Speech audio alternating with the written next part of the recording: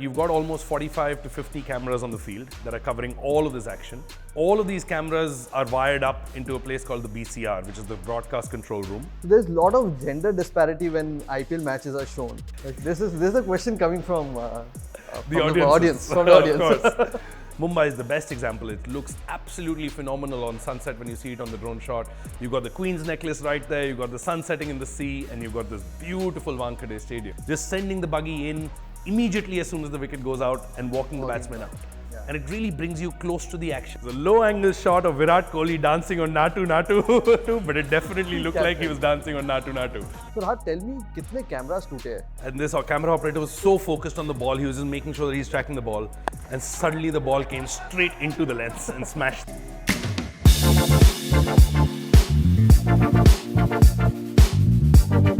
Holi, Diwali are the most celebrated festivals in India. And in last decade, we have added one more, which is IPL. We have recently concluded our first women's IPL series, and men's IPL series on the blocks today. Well, thousands of fans gather around stadiums to watch IPL matches through their own eyes, but a lot of us will watch it through the camera lenses. In last few years, we have seen a lot of different views and angles from different cameras like buggy cams, copters, even spider cams. So we are today hosting a guest who is behind those cameras in front of a camera today. Welcome to the show, Rahat. Thank you for having me. A lot of learnings come from the journey of a guest. So my first question is always to the guest is, what was the idea behind starting your own company? So tell us about how did you started Quidich? Sure. So I think before that, I really liked how you put IPL as a festival, because it really is. And I think what's the most amazing part about it is that there's no religion, there's no creed, there's no caste. It is just passion for sport, and I think that's really, really powerful about the sport. But coming back to your question of how we started, we actually started in a very, very serendipitous way. It almost now, looking back, feels like it was just meant to happen this way. And at the same time, it's just so many chance encounters that make these moments happen. I had studied film and television, and I was directing music videos when I got back from England. And one of the music videos I was shooting required a shot from above. We had an Audi R8 on the Greater Noida Expressway, and we looked at it like this, and you could see all of this dirt behind. And we were like, no, we want to make it look like it's an international shot. So we wanted the shot from above, and I started researching to find out, how do you get this shot? And turns out in 2012, 2013, the drone revolution was just beginning. So I did some research, and I was like, okay, we need a drone. So flew to the US and brought back this drone. Essentially to solve a very simple problem statement, which was that traditionally, to be able to get these nice wide shots, you needed to hire a helicopter. Correct. Suddenly these drones were solving that big cost, big complicated regulation to just be able to fly this small little piece of equipment that gives you access to the Z space. Most other cameras give you X and Y movement where you can move like this. Suddenly the drone gave us a whole new perspective altogether. And that's really the start of it. I think from there, I went on to this place called the Young India Fellowship, where my roommate was able to convince me, Gaurav was able to convince me and say that, hey, as a college project, let's try a startup. I wasn't an entrepreneur at all. I was chartered to be a filmmaker, and I was very excited about documentaries at the time. So I wanted to go into that space. But he's like, hey, we're at this fellowship. We've got 9 months. We have to do this project. Let's try a startup. And literally, that's how it started. So Quidich, the company that we now run, was literally started out of our dorm room in Katwaria Sarai in Delhi. We moved into a garage from there. We moved into my parents' garage, and did the typical startup story. So what was the idea behind naming your company as Quidich? How did you come up with this? Sure. So it was actually, we tried all kinds of things to figure out what name makes sense for us. And finally, the methodology or the framework that we decided to go by was that we wrote on one big whiteboard all the things that we believed in. And I love how it's still relevant 10 years later, but everything that we believed in, we wrote on a board, and there were things like young, passionate, excited, sport, magic, and a lot of these kind of words up there. And the methodology that we decided was that we want to find one word that encapsulates everything that's on the board. And we went through lots of iterations, lots of ideas, but the moment the word Quidich came up, we literally looked at every single word on the board, and we were like, this is it. It just makes sense. It makes sense. Wow. Well, tell us about so you started it as a college project, and what was the moment that made you realize that this is actually going to work? So I think the moment of validation for us was the moment that we got hired by Aaj Tak and India Today to be able to cover a bus that they had created for the 2014 elections called the Election Express. This was a bus that was being designed in Pune by Dilip Chhabria, and we were hired for one day to go and just take some shots as the bus exited the factory. These shots look really nice, so I suddenly got a call from Delhi saying, hey, can you just stay on the bus and come all the way to Delhi? And we're like, we're not carrying clothes or anything. They're like, no, it's okay. Just figure it out on the way. And the hustlers in us said, okay, this sounds good. So we sat on the bus. And on the way, we kind of shot some really nice shots on the ghats. We got the anchors to be on top of the roof of the bus while the bus is moving. Got these really magnificent shots. And by the time the bus reached Delhi, and Rahul Kanwal and all of these people in India Today saw these shots, they're like, this is crazy. This is revolutionary. And that one day turned into a 3-day contract. The 3-day contract turned into a 45-day contract where we traveled with Rahul Kanwal and the team on the Election Express, covering the entire elections across the country.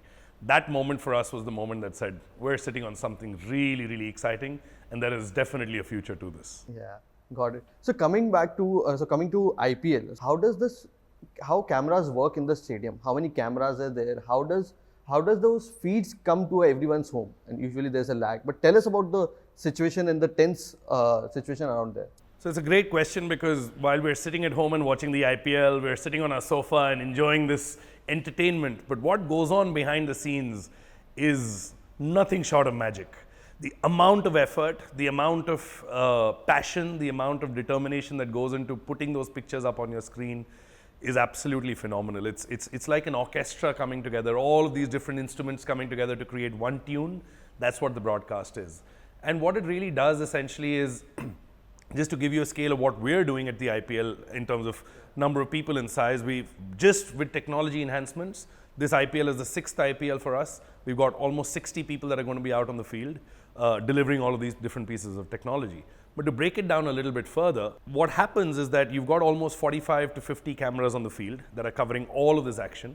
Cricket is a slightly more complicated sport to cover because it's completely 360 coverage. Football, you mostly cover from one side of the stadium, but cricket needs to be covered from all sides, and makes it even more complicated because every over, you change sides. So you need a lot more cameras. All of these cameras are wired up into a place called the BCR, which is the broadcast control room. And over there is this magic man called the director, who sits throughout the period of that game, watches all of these 45, 50 screens coming in, all of these graphics, all of those little pieces of information that come to you, and in real time is just talking through the few hours of the match, is saying, okay, stand by camera 3, cut to camera 3, stand by camera 7. QT, which is Quidich Tracker, the small plot that you see on the bottom left that shows you all the player positionings, that's the technology that we built. He's constantly listening to the commentary, constantly watching these 45 screens, and just in real time deciding what the world needs to see next. And just all of that coming together in one feed that we see on television, fully real time, is pretty magic. He has to be very focused. Like the director is the main person who's making. I don't think I'd ever be able to do that job. This man who's sitting as the director in BCCI is somebody called Dev, who sits there, and he has to be in the zone every moment of that game. He cannot get distracted. And I think just to watch that happen is pretty incredible. So there's a lot of gender disparity when IPL matches are shown. So is it the one director who's selecting those clips to be shown, or who's the person over there? Like this is a question coming from the audience. Of course. So let me put it this way: the broadcast is catered for the fans, right?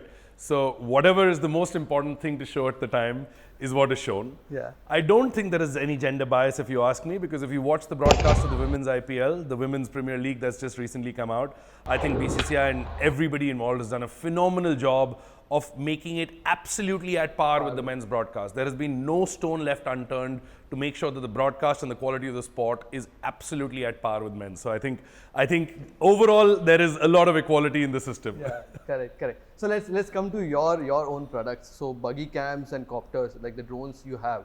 Tell us about how they have been able to shift the way the different angles they can capture. And other technologies which are working in the IPL and other sports also. Tell us about that. Sure. So I think how we started really was the idea of being able to get more views and more angles to the audience, right? cricket and IPL itself has become such a large property and so many people are watching it that everybody wants to see something new and something exciting every time, right? Otherwise it starts getting a bit monotonous, and there's so much sport happening today that you want to be able to keep improving on the product in, step by step. And I think that's really where we come in. As a company, we've kind of built this company on 3 fundamental pillars: on technology, creativity, and sport. And we kind of put all of this together and deliver the product. So, the first thing that we came out was the drone. 5-6 years ago, the first time that we deployed drones to be able to give you live feeds to the television. What this was doing was essentially solving a very simple problem. When you're sitting and watching the IPL at home, this year's IPL is across 12 stadiums. Now, when you're watching the game, stadiums mostly from inside don't look very different because it's grass and it's boundaries and it's stands. Whereas the moment you add a drone to the equation, suddenly you've got this huge landscape where you can see the stadium in the context of the city. Mumbai is the best example. It looks absolutely phenomenal on sunset when you see it on the drone shot. You've got the Queen's Necklace right there, you've got the sun setting in the sea, and you've got this beautiful Wankhede Stadium. And that's really what the drone added. And then we just kept going one layer after the other. We built augmented reality on the drone, which made these pictures even more interesting for the viewers in terms of data and statistics. So all of those, the coin toss that you see at the beginning, the statistics that you see is all done by us. The fireworks at the end of the game that tells you who won the game, that's all augmented reality. It's not real fireworks. We brought in the buggy camera, which is the remote controlled car that goes around the stadium. What that did for us was actually take the viewer into the action. Right? So no other camera apart from the spider cam can actually go in. Every time a batsman walks out or a batsman walks in for the last 2 years that you've seen on cricket, it's most likely been done by our phenomenal team on the field, just sending the buggy in immediately as soon as the wicket goes out and walking the batsman out. And it really brings you close to the action. It makes the viewer feel the emotion of the player walking out. It gives you this larger than life low angle shot that looks at the player and really feels what he's experiencing as he's lost his wicket. So buggy cams would be capturing a lot of candid moments in the field. Have you experienced, like in recent times, anything you've captured? Yeah, there was a moment recently by our buggy team, which I don't think any other camera captured. It was a low-angle shot of Virat Kohli dancing on Naatu. I don't know whether he was doing his drills or whether he was doing Naatu, but it definitely looked like he was dancing on Naatu. So I think it's the beauty about it is because it's unmanned, we're able to send it, I think the other really very interesting one is we've sent it a few times inside the huddle when the team comes and makes a whole circle. We send it inside and you're able to see, hey, what's going on in here? Because that's a view that viewers are never able to see. Tell us about what leagues other than IPL you're covering. I think you'll be covering a lot of other sports also. Tell us about that. So I think one of the most interesting things about us has been that we started as a company that was just delivering drones as a service. But the moment we brought in the technology angle into it, the possibility of going out of India and not just being an India story, but actually being a global story for sports tech has been possible. So, one of the things that we recently built is called Quidich Tracker. The Quidich Tracker is what you see on the bottom left where, one of the big gaps in cricket storytelling was that there was no way to know fielding strategy. We had a lot of bowling data, we had a lot of batting data, but there was just not enough data about fielding strategy. You always saw the captain and the bowler discussing something and then just pointing some hands around and something was going on. But the viewer never knew what the thinking behind that was. Today we use QT to be able to show this fielding position. As the players move, you can see gaps between the field, you can see why the strategy is being employed, and the commentators are able to really use it to be able to tell more stories about that. What QT did for us was actually allow us to be able to go across cricket across the globe. So today, a lot of cricket that you see on TV across the globe, whether it's the Caribbean Premier League, the Pakistan Super League, the Bangladesh Premier League, the Big Bash in Australia, and a lot of the other smaller leagues as well and bilateral tournaments, we're pretty much covering all of those tournaments across our different technology stack. Apart from that, we've now got into a lot of other sports as well. We've recently covered FIBA, which is basketball in Jakarta in Indonesia. We've done the Saudi Pro League, which is football in Saudi Arabia. We've got a team right now in England doing the recce for the World Test Championship that's coming up. So we're doing a lot of projects now across the globe. We've really scaled up the operation. And I think most importantly, what we've been able to do is consistently keep chipping away on the technology to make sure that what we're delivering to not so much our customers, but what we're delivering to our end user, the people sitting at home experiencing this game, how can we make the sport better and better and more exciting for them? you have also covered a lot of films also when you started. You even continue to do so. Tell us about, there'll be a lot of crazy experiences over there also. Films is very close to my heart. I started as a filmmaker. We moved to Bombay because Bollywood was here. We were initially based out of Delhi. I can spend a whole podcast and a whole day talking about my experiences on the film sets. It is such an exciting experience to just see, again, so much effort going into creating something magical. But I think to talk about a specific incident, I think one of the most inspiring moments for me was when we were shooting Sanju with Rajkumar Hirani. And there was some delay in the shot starting, and we just sat, in a sandwich shop randomly on the street. And Mr. Rajkumar Hirani just starts having a really random, casual conversation with me. अच्छा अपने बारे में बताओ, क्या चल रहा है ज़िंदगी में? I'm like, dude, this guy's an inspiration for me. And I was an editor and director myself in my early days, so it was that inspiration was even more amplified. He understood about me, and he ended that conversation by saying that, boss, I have realized from this conversation कि तुम्हें drone की समझ मेरे से बहुत ज़्यादा है. तो I want you to now design the opening of my film. And the level of clarity that man had, he said, I'm giving you 13 seconds to open the film, and this is what I want you to establish. I want to see the name of the film, I want to see the ocean, and I want to be able to establish that this is in Mumbai. Yeah. And that's the brief that he gave me. And then people say, कि हाँ मैं free hand देता हूँ. They don't mean it. This man meant it. He literally said, you decide. I was like, okay, which building? He's like, you decide. And I was like, wow, this is like a big film that's coming out. He's giving me the opportunity to literally design the opening of the film.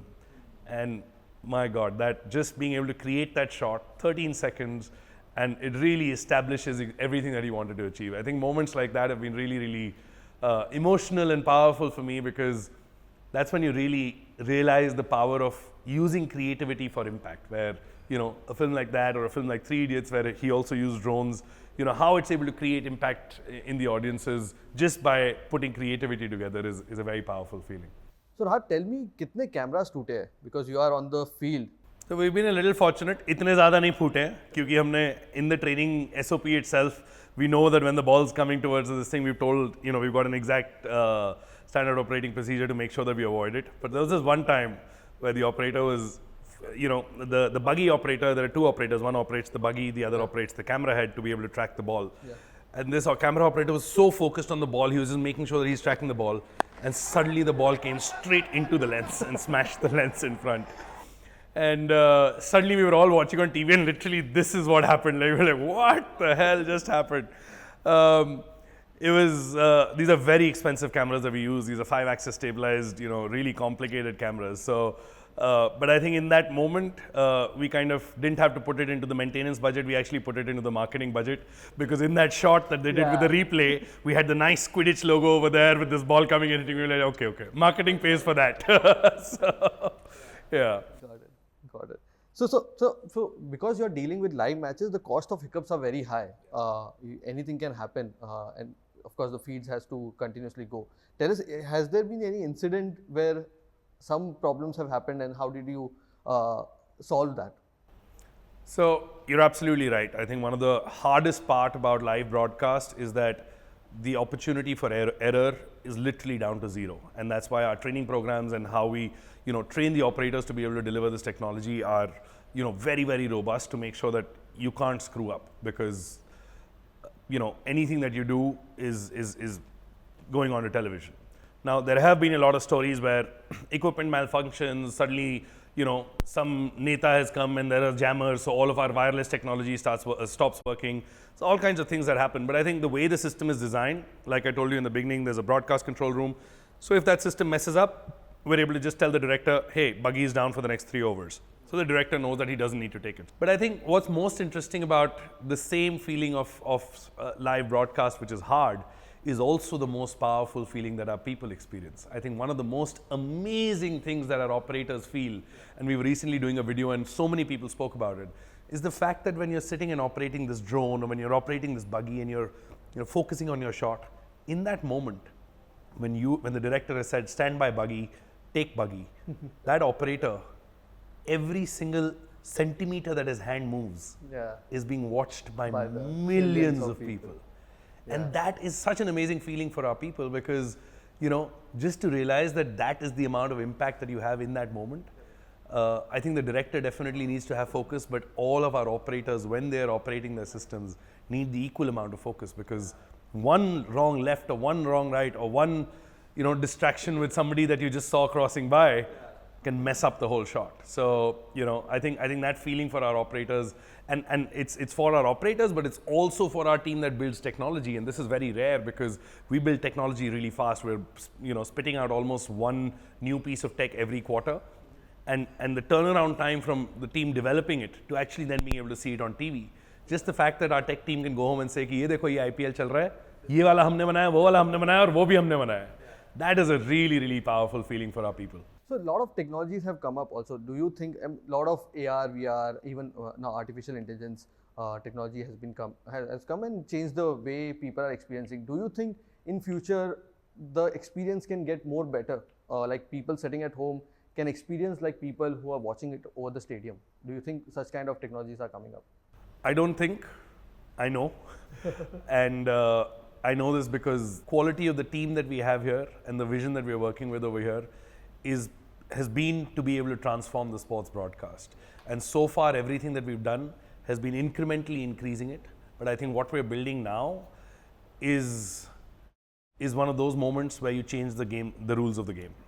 It's just not going to be an incremental upgrade. It's going to be everything that you just said, where we transform the entire experience of how sport is consumed. Choose where you want to be, see it in exactly the way you want to see it with your friends. And we're a firm believer of the fact that the future of the internet, and we don't know when it'll happen, but consumption of content is going to move from 2D screens, which is our mobile phones and televisions, to a far more 3D immersive consumption. And I'm not just saying VR or AR, but a lot more ways of consuming content that is three-dimensional in nature. And we're kind of building ourselves to be at the center of that transformation and translation that happens from moving from 2D screens to 3D screens. And we're building now the entire infrastructure to be able to consume sport in 3 dimensions. So I'm a firm believer of the question that you've asked. Let's see when is it actually live for you. Yeah, I think the question is only when. Is it going to happen? It is going to happen for sure. So Rahat, after the first IPL which you did, what did you think about? Like, what was going on your mind? Whether you have chosen a right career, like right path of entrepreneurship? How was that? So honestly, the first IPL wasn't a defining moment for us because it was a really tough moment. Entering into one of the biggest cricketing events in the country, one of the biggest sports events in the country, is not an easy task. We get asked this question very often, ki, how did you get into the BCCI or the ICC? And people don't believe it when we say this, but it was actually a cold email that Gaurav had written to the BCCI saying that, listen, we've got this new technology, we want to do this. It took a few months for them to respond. And after they responded, they said that, great, you believe in this, but we're not sure, so demo it to us. So for 1.5 years, Gaurav and me used to pay our own flight tickets, travel on our own, and just demo this to be able to prove that yes, this shot is going to add value to the broadcast. So for the longest time, for about 3 years while doing sports, it was just one of the things that we were doing. We were still doing a lot of film, we were doing the Kaun Banega Crorepati kind of shows, general entertainment, we were doing all kinds of things. It took us about 3 years to really, pivot and fully focus on sport and saying, okay, the entire direction of the company is going to be this. We're now going to build technology focused on sport and enhance the broadcast. So it wasn't like, oh, we did the first IPL and we were like, this is it. The first IPL was just like, oh, one more demo, complete. Abhi ek aur karenge. Kahin na kahin to jaake it'll make sense. Or kahin na kahin wo persistence. And I think for all the aspiring entrepreneurs who are watching this show, I think one of the things that people say, but I think we've been able to experience is a combination of that hustle and just determination. कि बस करते रहो, believe करो कि हाँ होगा और करते रहो, कहीं ना कहीं तो कुछ होगा. थोड़ा सा change होगा, थोड़ा सा tweak होगा, कोई कुछ और guidance देगा, लेकिन वो कहीं ना कहीं तो पहुँचेगा. वो persistence और determination इतना दूर लेके जाती है, जिसका कोई मजाक नहीं है. And I think you've seen it with your organization, we are seeing it with ours. We're still at very early stages, but it's just seeing that hustle and determination actually show fruit because it takes time, but it feels good. Got it. So now we are moving to our last round, which is lightning round.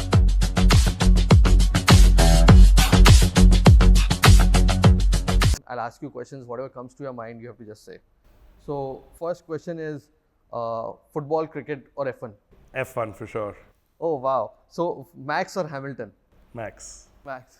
So, if you want to think about one match, if you want to can see it again and again, which would be that? So I think that moment would be the 2011 World Cup that India won. I think that was an inflection moment for this country. Yeah. I think, IPL is what it is today because of those moments where the streets of the country had gone wild and everyone was just united in celebration of India. And I think that moment for what it's done for sport in our country, not just cricket, but sport, fundamentally what is done in our country, I think has been really, really amazing. And I think that is really the moment that I would go back to when I think about what we do today and what sport does for people. I think everybody get goosebumps when we think about that last sixer by Dhoni. पागल हो गए थे यार सड़कों पे लोग मतलब वो दिवाली होली वाली बात जो आपने शुरू में करी मतलब लोग लिटरली सेलिब्रेट कर रहे थे कि इससे बेटर तो कुछ हो ही नहीं सकता था हमारी जिंदगी में and I think that's really the power of sport it unites people in a way that is just so amazing that I don't think anything else does it the way sport does for people. So next question, one job you're terrible at? I'm terrible at making it on time for flights. Any interesting story over there? I have a major problem with standing in queues. And unfortunately, our system is designed in a way that it incentivizes you to be late. Yeah. Because if you're late, you don't need to stand in any queues. Yeah. So don't reveal. Yeah, I know.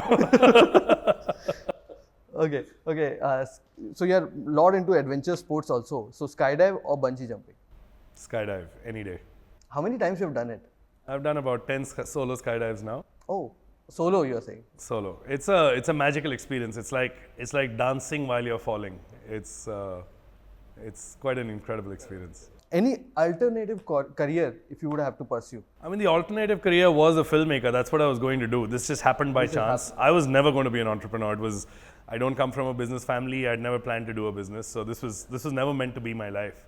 But today, if I have to choose again and again and again, this is what I would choose. The excitement around our entrepreneurship, the ability to be able to create value for people around you, for your team. I think one of the most important things at Quidich is our people. I don't think we care as much about our clients, as much about our technology, or as much about the broadcast, as much as we care about our people. The people here are what build every piece of the puzzle. And I think what's most powerful for us is the ability to be able to connect the people to their passion. Yeah. Because fundamentally we're an organization that's been built around passion. All we have to do as co-founders, Gaurav and me, is just find what people are passionate about and see how their passion can fit into the larger vision of what we're trying to create. Yeah. And just that as a problem-solving statement solves so much for the organization as a whole because everyone is just so excited about being a part of this. मतलब the hardest part for us is to send people back on weekends. घर ही नहीं जाते लोग. मजा इतना आता है उनको ऑफिस में. हम कहते हैं भाई चले जाओ प्लीज वीकेंड है मतलब ठीक है बीवी बच्चे नहीं है लेकिन मतलब जाके चिल करो. But no, they want to just be here. The environment is so conducive. The environment is so energetic that it's just so nice to be able to make people connect with their passions that it's a very powerful feeling. Correct. So next is whose Netflix account are you using? I don't know if even Gaurav knows this, but it's actually my co-founder's account that I use. So Rahat, what is the next surprise in IPL which we can have? Which you can disclose here? So I think this IPL that the viewers are watching today, we've brought some very, very interesting pieces of technology and we've actually put together a lot of what we do. So the machine learning based player tracking system that we've got, Quidich Tracker, we've combined that with the power of the Unreal Engine, which is a gaming engine which builds a lot of games that you watch. And all of these views that you're seeing of, the camera from inside the helmet, you can now feel the tension of the batsman and see him looking left and right and seeing where the gaps in the field are. We've now built an entire system to be able to track ball trajectories. So all of those shots that you see where suddenly the camera is tracking the ball and is going into the audience, all of those shots are being developed right here in this office. It's using a lot of, again, the power of technology, which does the tracking, the power of creativity, which is the Unreal team that builds all of these beautiful stadiums. We've now created digital twins of each stadium. We take the tracking information of all players, we take the tracking information of the ball, and we put it all together into this whole virtual world and then give it to you on your televisions to be able to understand the sport better and see views that you've never been able to see before. Okay, so last question, what is success for you? I think success for me is the ability to be able to take a really large number of people on a journey with you and make sure that everyone is successful. I think that would be the most important thing for us. And I think the second layer for us would be to be able to genuinely be at the center of transformation of how sports is consumed and broadcast. I think a combination of those two is what success would be for us. Wow, that's it. Rahat, thank you so much for coming on the show. Looking at your journey, I think there have been a lot of challenges in your journey, but you have taken those challenges, converted into your opportunities, which you have been able to solve. And I think you have changed the way people are viewing IPL or all different matches today, even on the films, but they never know that you are the ones who are behind it. So thank you so much for sharing that journey. I think all the best, also all the best for the future endeavors you do, and just keep us having better views of whatever we see. Thank you so much. It was a pleasure talking to you, and looking forward to seeing the IPL unfold and this new festival giving a lot of more excitement to people's homes and families. Thank you. Thank you so much.